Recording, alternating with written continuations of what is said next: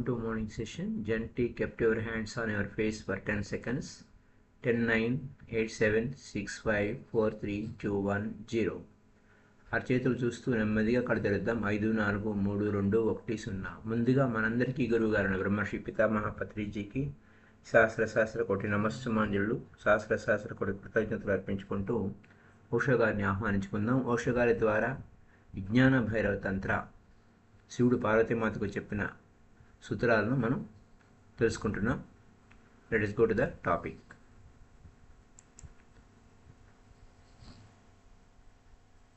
ప్రేమ అనేది మనలో పరిణామక్రమం తెస్తుంది. మనలో పరిణామక్రమం అంటే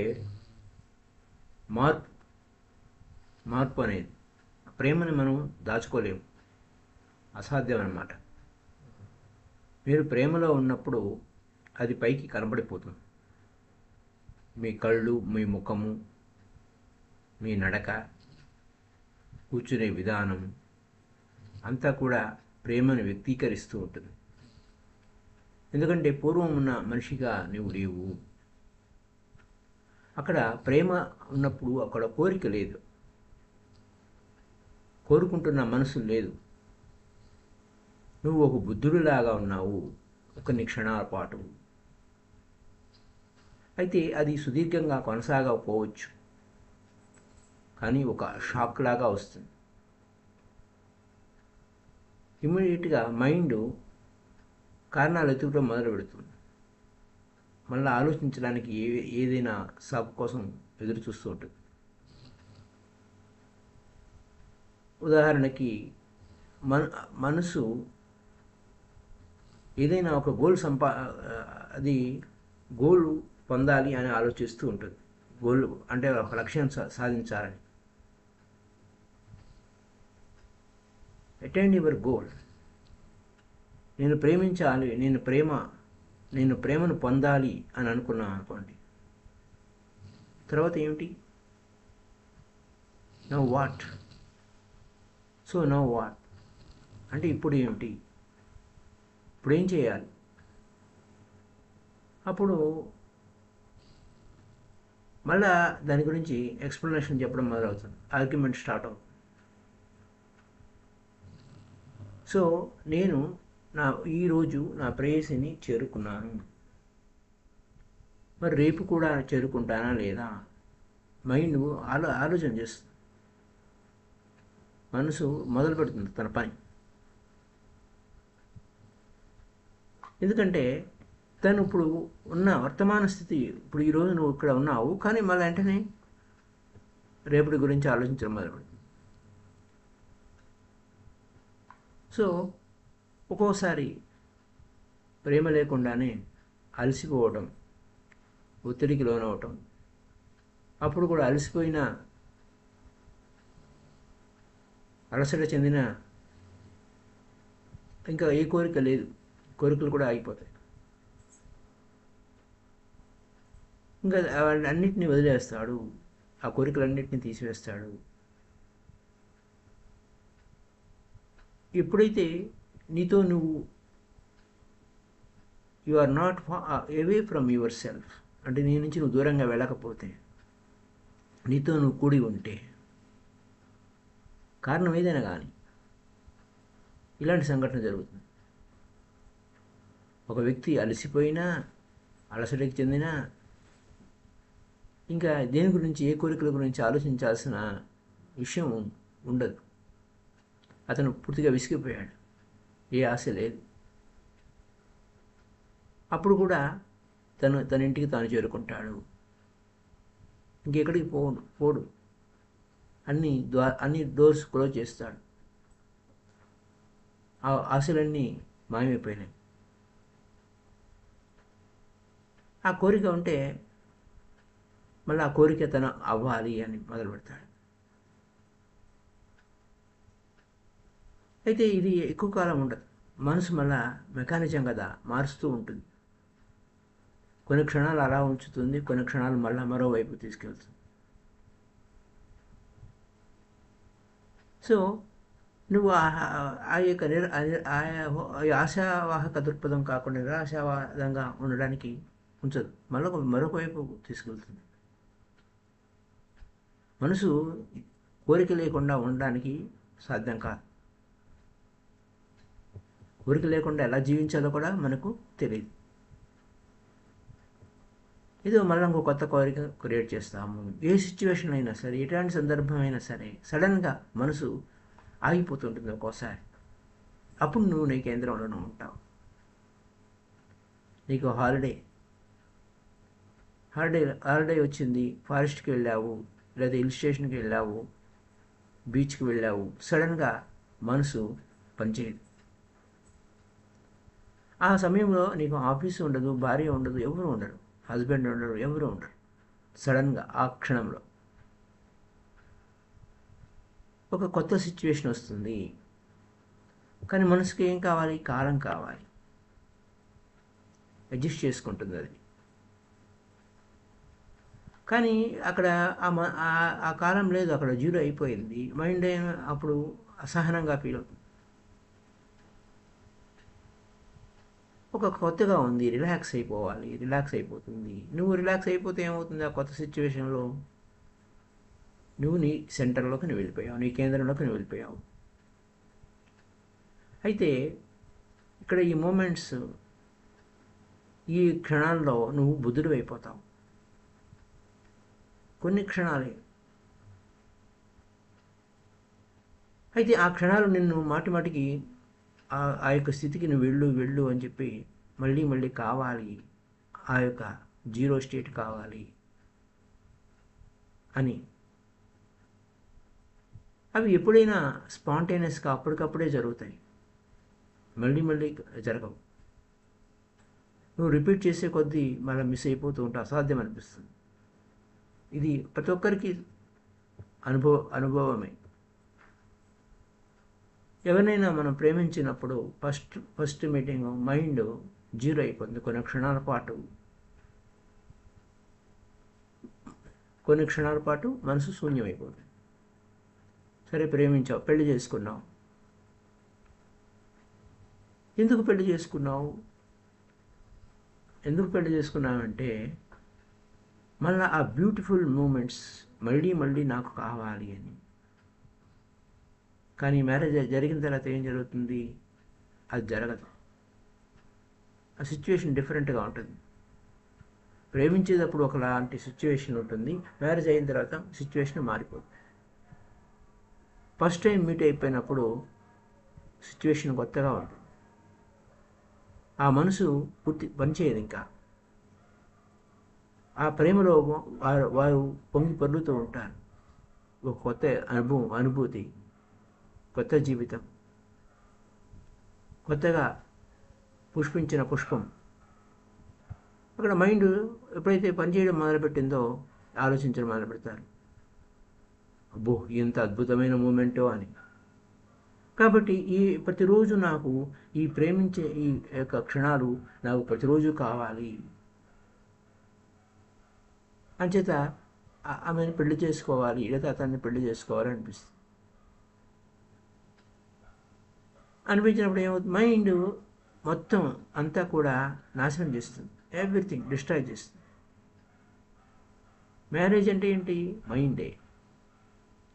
ప్రేమ అంటే ఏంటి? అప్పటికప్పుడు సంభవించేది, స్పాంటేనియస్. మ్యారేజ్ ఎందుకు చేసుకున్నావు? లెక్కలు వేయడం కోసం, క్యాల్కులేషన్ కోసం. అది మ్యాథమెటికల్ లెక్క అనమాట. మళ్ళీ నాకు ఆ క్షణాలు కావాలి, తిరిగి మళ్ళీ కావాలి, మళ్ళీ కావాలి. కానీ ఆ క్షణాలు తిరిగి రావు. అప్పుడు ఆ యొక్క మ్యారేజ్ అయిన తర్వాత, మ్యారేజ్కి ముందు ఆ ప్రేమ, మ్యారేజ్ తర్వాత అప్పుడు ఏమైంది? ఆ స్త్రీ పురుషులు ఇద్దరు అసహనానికి లోనవుతారు. వారు గతంలో వారు పొందిన అనుభూతులు మళ్ళీ కావాలనుకుని కదా మ్యారేజ్ చేసుకున్నది. మళ్ళీ ఏమైంది? అవి మళ్ళీ ఎందుకు సంభవించడం లేదు? ఎందుకంటే ఆ సిచ్యువేషన్ మిస్ అయిపోయావు. ఇప్పుడు నువ్వు ఆ కొత్త వ్యక్తివి కాదు. అక్కడ స్పాంటేనియస్టీ లేదు. ఇప్పుడు లవ్ అనేది ఒక సాధారణ విషయమే అయిపోయింది, రొటీన్ అయిపోయింది. అక్కడ ఎక్స్పెక్టేషన్ లేదు, డిమాండ్ లేదు. Everything is expected and demanded. మామూలుగా అయితే ఎక్స్పెక్టేషన్ డిమాండ్ ఉంది, కానీ ఇక్కడ మళ్ళీ అదే మళ్ళీ కావాలంటే అక్కడ లేదు. అప్పుడు ఆ ప్రేమ అనేది ఒక డ్యూటీ అయిపోయింది, ఫన్గా లేదు. బిగినింగ్లో ఫన్గా ఉంటుంది, ఇప్పుడు డ్యూటీ అయిపోయింది. డ్యూటీ అనేది రొటీన్గా నువ్వు చేసే ఆ డ్యూటీ ఏమి ఉపయోగం ఉండదు, ఆనందాన్ని ఇవ్వదు, ఆ యొక్క ఫన్ ఇవ్వదు, అసాధ్యం. మనసు ఏం చేస్తుంది, నాకు అన్నీ కావాలి అంటాను. నువ్వు మళ్ళీ నాకు అదే ఆ మొట్టమొదటి అనుభవమే నాకు మళ్ళీ కావాలి అని అలా అడిగే కొద్దీ పాసిబిలిటీ అనేది మరింత సన్నగిలుతూ ఉంటుంది. ఇది ప్రతి చోట జరిగే పని, కేవలం మ్యారేజ్ ఒకటే కాదు. నువ్వు ఒక you go to A master and experience is new. ఒక కొత్తగా గురువు దగ్గరికి వెళ్ళాం, అనుభవం వేరే ఉంటుంది. ఆయన యొక్క మాటలు, ఆయన యొక్క ప్రత్యక్షం అవటం, ఆయన ఆ గురువు దగ్గర వర్తమాన స్థితిలో ఉండటం, ఆయన ఆయన ఆయన యొక్క ప్రజెన్స్లో ఉండడం, జీవితం అంతా కొత్తగా అనిపిస్తుంది, మనసు పనిచేయదు. ఆ తర్వాత ఈ యొక్క వ్యక్తి నాకు కావాలి, ఈ గురువే నాకు కావాలి, నేను ఈ గురువు దగ్గరికి ప్రతిరోజు నేను వెళ్ళాలి అని లేదు. అతన్నే మ్యారేజ్ చేసుకోవాలి అని అని తర్వాత ఏమవుతుంది, క్రమక్రమంగా విసుగుని వచ్చేస్తుంది, రొటీన్ అయిపోతుంది. Same experience will not coming.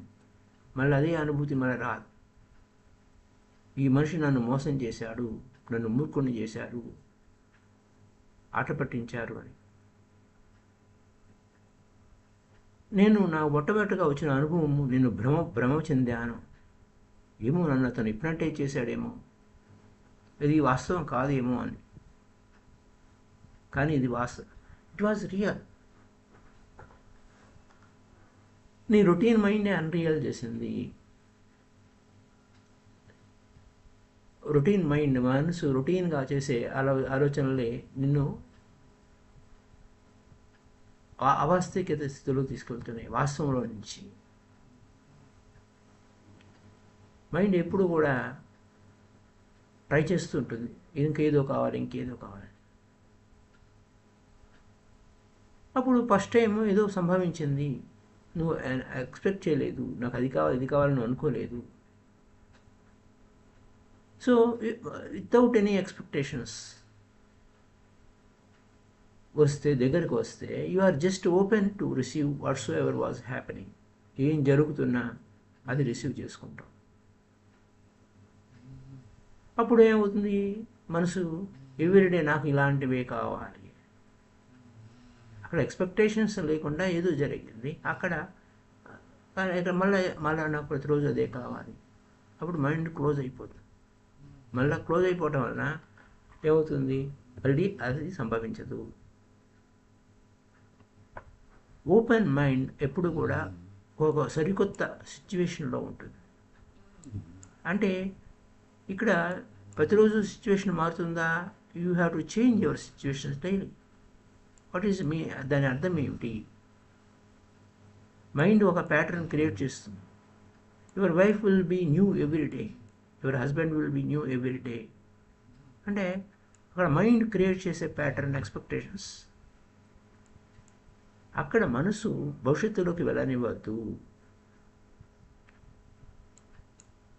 అప్పుడు master will be every day new.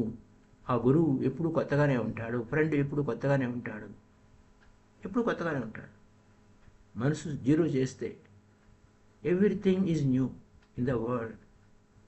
కానీ మనసు తప్ప అంతా ఎప్పుడు కొత్తగానే ఉంటుంది. మనసు ఎప్పుడు పాత విషయాలే చూస్తుంది. మనసు ఎప్పుడు పాత విషయాలనే తవ్వి తీస్తుంది. సూర్యోదయం అవుతుంది. సూర్యుడు ఎప్పుడు కొత్తగానే ఉంటాడు. Every day is new. ఆ పాత పాత సూర్యుడు కాదు, కొత్త సూర్యుడుగానే ఉంటాడు. ఆ మూన్ పాత మూన్ కాదు, కొత్త మూన్గానే ఉంటుంది. ప్రతిరోజు కొత్తగానే ఉంటుంది. ప్రతి రాత్రి కొత్తగానే ఉంటుంది. ప్రతి పుష్పం కొత్తగానే ఉంటుంది. ప్రతి చెట్టు కొత్తగానే ఉంటుంది. కానీ ఈ మనసు తప్ప. సో మనసు ఎప్పుడూ పాతగానే ఉంటుంది. గుర్తుపెట్టుకోవాల్సిన విషయం ఎప్పుడు మైండ్ ఈజ్ ఆల్వేస్ ఓల్డ్. అంచేత ఇప్పుడు నువ్వు సరికొత్తగా ఉంటే ప్రతిరోజు కొత్త అనుభవమే. ప్రతిరోజు కొత్త అనుభవమే. ధ్యానం నాకు తెలుసు అని అనుకుంటే నీకు ఏం ఉండదు. I'm zero. కూర్చో, ప్రతిరోజు కొత్త అనుభవమే. సో మైండ్ ఎప్పుడు కూడా అనుభవాల పుట్ట, అక్యుములేటెడ్ ఎక్స్పీరియన్స్. అంచేత నాకు ఆ అనుభవం వచ్చింది, నాకు మళ్ళీ ఆ అనుభవం కావాలి అంటే అక్కడ మైండ్ ఫంక్షన్ చేస్తూ ఉంటుంది. మైండ్ దానికి ఏం కావాలి? గతము కావాలి, భవిష్యత్తు కావాలి. మైండ్ ఎప్పుడు గతం నుంచి భవిష్యత్తులోకి వెళ్ళిపోతుంది తప్ప వర్తమానంలో ఉండదు. అది అక్కడ విషయం అన్నమాట. ఇప్పుడు ఆ మనసుని వర్తమానంలోకి తీసుకొద్దాము అనుకుంటే అది అంత మనసు గందరగోళం చేస్తుంది. కాబట్టి స్పాంటేనియస్గా అప్పటికప్పుడు సంభవించినవి మళ్ళీ మళ్ళీ సంభవం కావు. ఏం చేయాలి అంటే నువ్వు రిలాక్స్ అవ్వాలి. 3 సూత్రాలు ఇక్కడ మనం చెప్పుకోబోయే సూత్రాలు 3 సూత్రాలు. ఫస్ట్ టెక్నిక్, ఈ 3 సూత్రాలు ఈ యొక్క సిచ్యువేషన్ నుంచి ఈజీగా రిలాక్స్గా అవటం మీదే ఉంటుంది. ఏ విధంగా నీ ఉనికితో నీవు నీ సహజ స్థితిలో నీవు ఎలా ఉండాలి,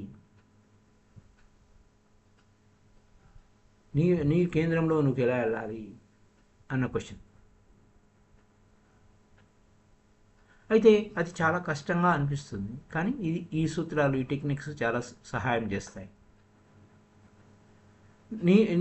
నీ చెంతకి నేను చేరుస్తాయి. ఫస్ట్ టెక్నిక్ ఏంటి? లాలన. చిన్నపిల్లల్ని మనం లాలిస్తాము. చక్కగా దగ్గరికి తీసుకొని కౌగులించుకుంటాము. అప్పుడు ఆ ప్రేమతత్వం ఎలా ఉంటుంది? వైల్ బీయింగ్ కేర్లెస్ అంటే ఆ లాలింపు, మా కౌగులి, ఆ స్వీట్ ప్రింట్స్ అనమాట. ఆ చిన్న పిల్లల్ని మనం ఏ విధంగా దగ్గర తీసుకుంటామో అలా ప్రేమ. శివ అదే చెప్తున్నాడు, starts with love, Prema. First technique is concern with love, ప్రేమతో దగ్గరికి తీసుకోవటం. అంటే ఒక లాలన, ఒక ప్రేసి ప్రియుడు దగ్గరకు తీసుకోవటం, which you are relaxed.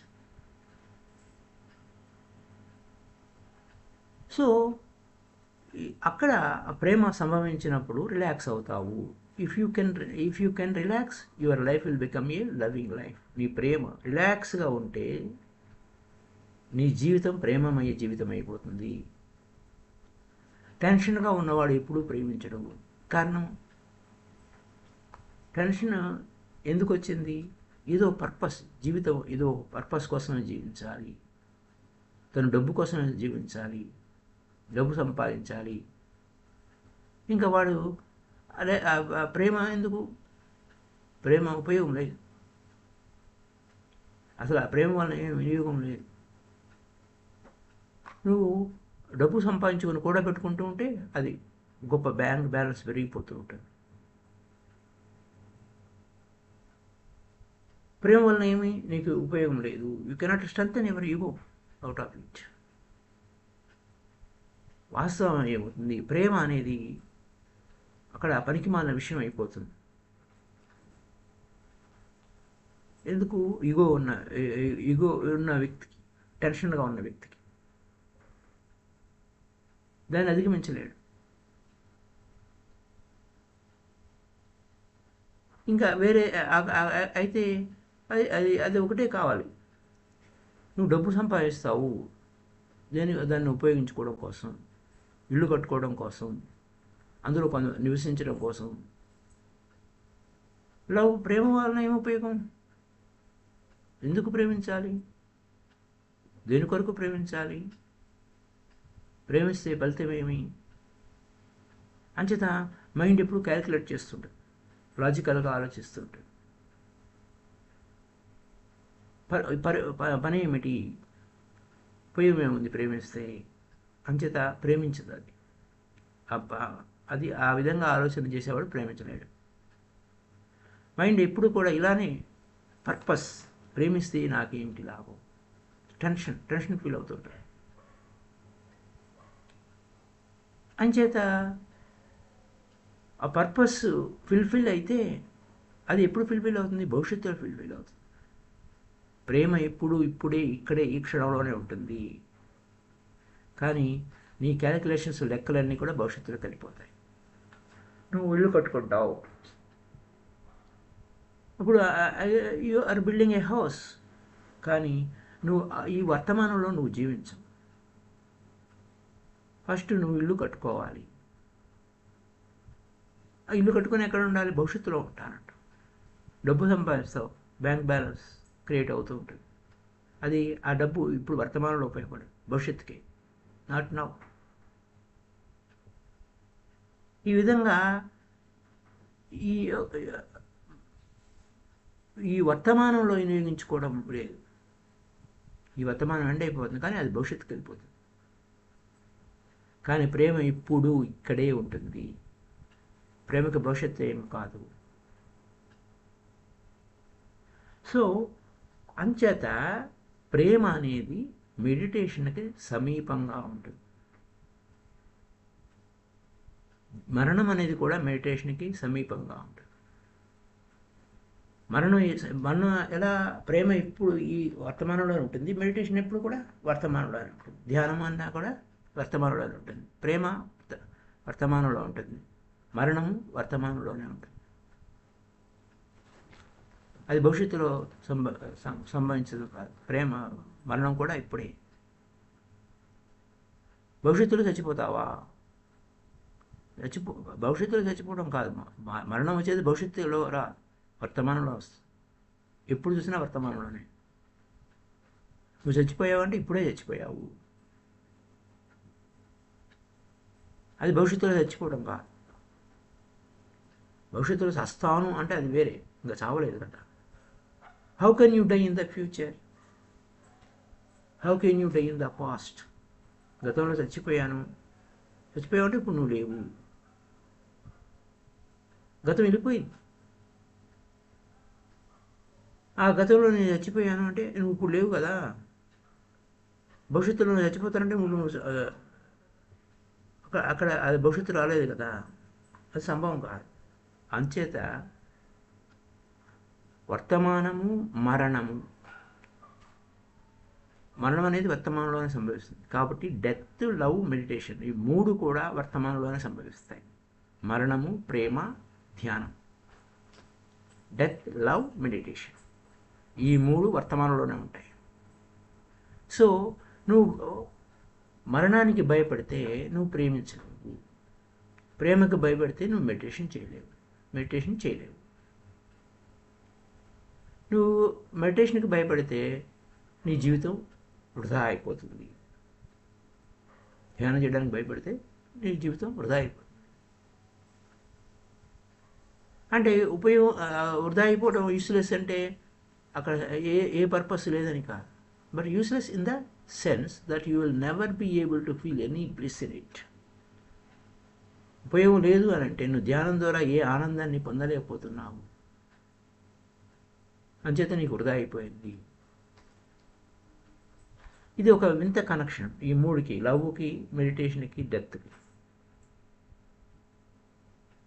Three things వింతగా అనిపిస్తుంది, కానీ కాదు. ఎందుకంటే ఆ మూడు కూడా ఒకటే అనుభవాన్ని ఇస్తాయి. ప్రేమ, ధ్యానం, మరణం. ఒకటి దాంట్లో ఎంటర్ అయితే మిగతా రెండు కూడా ఆటోమేటిక్గా నీ కేంద్రంలోకి నువ్వు వచ్చేస్తావు. నీ సెంటర్లోకి నీకు అవన్నీ నీకు తెలిసిపోతాయి. సో శివ అందుచేత ప్రేమతో మొదలుపెట్టాడు. ప్రేమ అనే శివ మీన్స్ ప్రేమ. ఇప్పుడు ప్రేమతో లాలిస్తే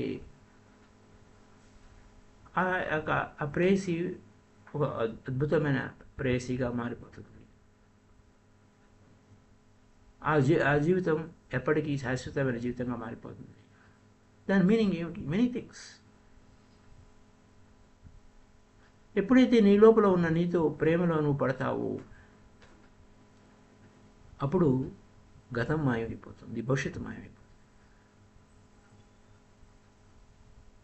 నువ్వు వర్తమాన స్థితిలో ఉన్నావు, ఇప్పుడు వర్తమానంలో ఉన్నావు.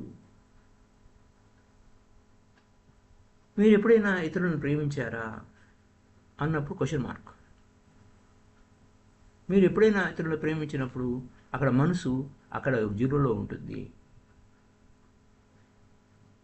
అది అక్కడ కీ పాయింట్. సో వర్తమానంలో ఉండేది ప్రేమ. ప్రేమ అంటే ప్రేమించినప్పుడు వర్తమానంలోనే ఉంటుంది, భవిష్యత్తు గురించి ఆలోచించదు, గతం గురించి ఆలోచించదు. అంచేత పెద్దవాళ్ళు తెలివిన వాళ్ళు ఏంటంటే ప్రేమ గుడ్డిది అని అంటారు. మనసు లేని స్థితి, పిచ్చిది, ఆ మైండ్లెస్. అది వాడికి మైండ్ లేదురా. మైండ్ అంటే క్యాల్కులేషన్ కావాలి, ప్రేమిస్తే ఏంటి అని. కానీ ఆ ప్రేమించేవారు, ఆ ప్రేమికులు గుడ్డిగా ఉంటారు, ఏమి మైండ్లెస్గా ఉంటారు, మ్యాడ్గా ఉంటారు, పిచ్చిగా ఉంటారు. దీని ఎసెన్స్ ఏంటి? What they say is right.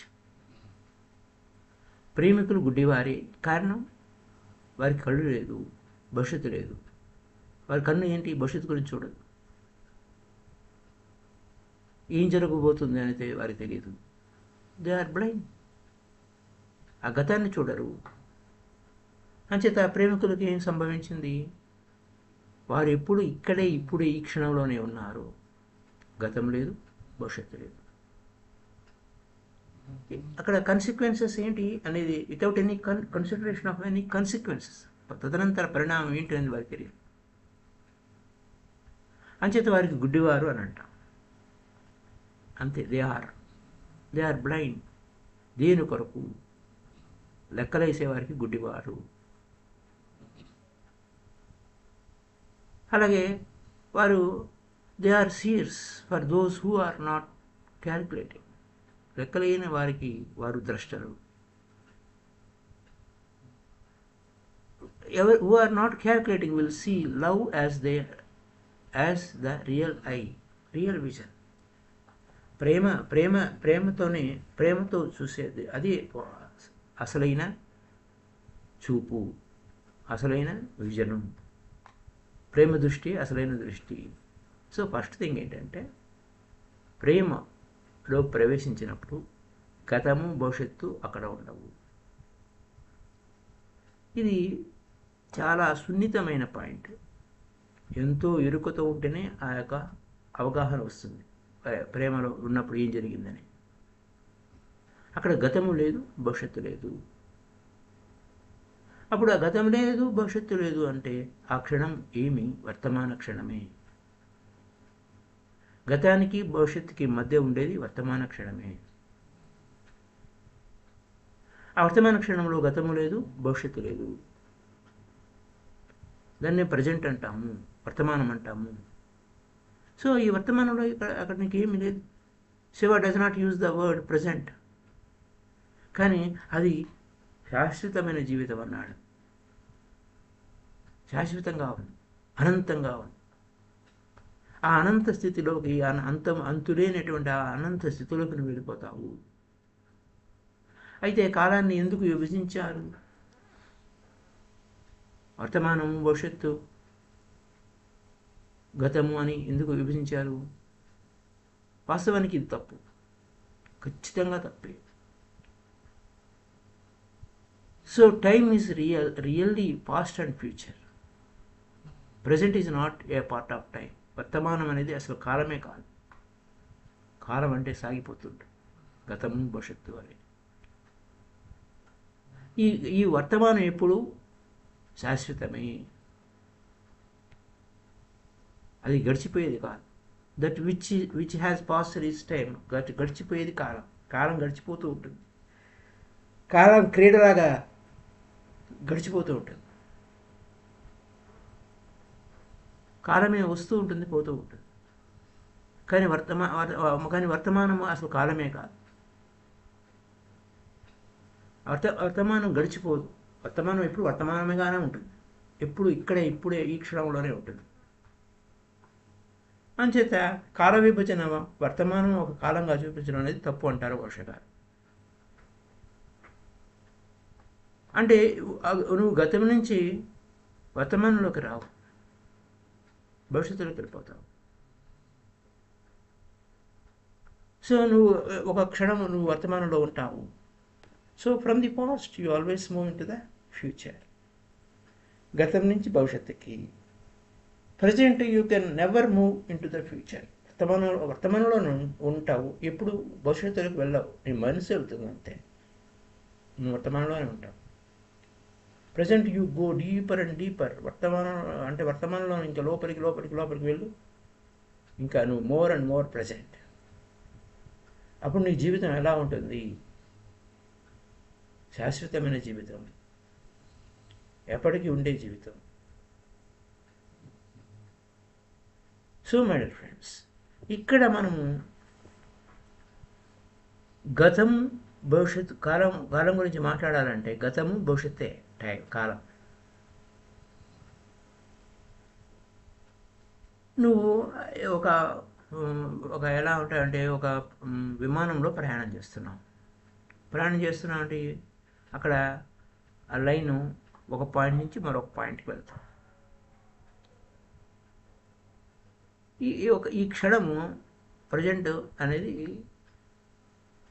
ఒక డైమెన్షన్. ఈ వర్తమానం అనేది వెర్టికల్గా వెళ్తాం, వెర్టికల్గా ప్రయాణం,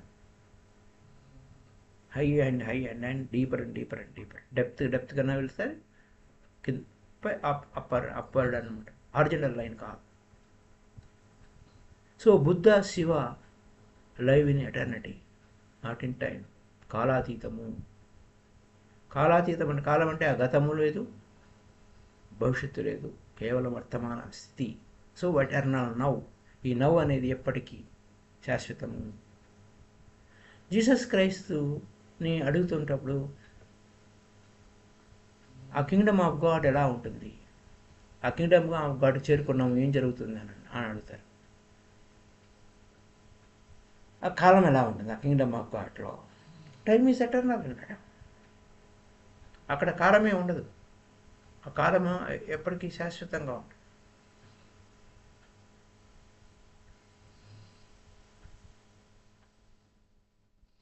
అయితే అక్కడ నా కోరికలు ఏ విధంగా సంభవిస్తాయి, ఏ విధంగా ఫుల్ఫిల్ అవుతాయి అంటే అక్కడ జీవితం ఎప్పటికీ శాశ్వతంగా ఉంటుంది. అక్కడ మరణం లేదు, ఏ దుఃఖం లేదు, అక్కడ తక్కువ ఎక్కువలు లేవు ఆ దేవుని రాజ్యంలో. సో అప్పుడు ఆ కింగ్డమ్ ఆఫ్ గాడ్లో ఏం జరుగుతుంది? What is going to happen in our kingdom of God? Jesus ఏమంటాడు? ఒక జన్ మంక్ లాగా సమాధానం చెప్పాడు. There shall be time no longer.